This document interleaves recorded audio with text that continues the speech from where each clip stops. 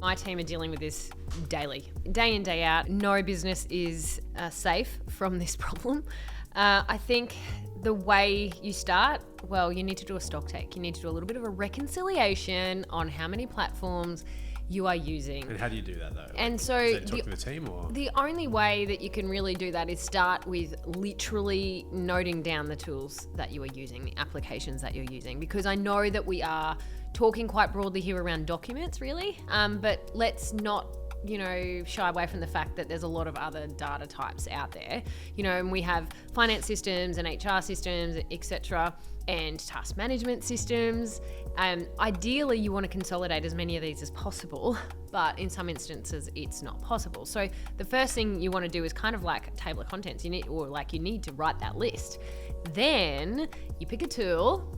We use the AvePoint tool, obviously, but you pick a tool and you can then do some analysis.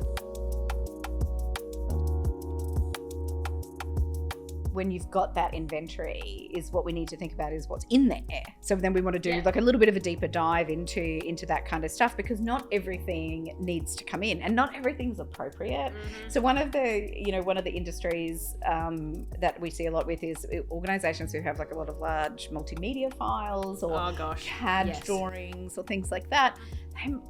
Like M365 may not be the best place for those. Maybe it is, but again, it's about assessing whether or not this is the 100%. right place.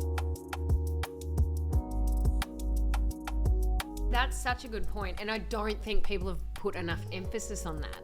And I know in the event series, Andrew mentioned it a couple of times, like these breaches that we're seeing.